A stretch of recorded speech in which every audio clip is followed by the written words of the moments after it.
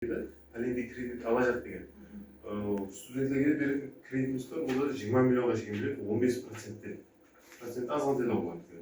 Егер фирма ашып, ятыт ашып, бір магазин ашып жатқан, я тігін цех ашып жатқан, қандай да бір ұстаршылар десе, оборудование сатып алуы мүмкін. Аспап үскіне алады ғой, сол сатып алуында 5 жылға 15%-тен беззалы кредит береді.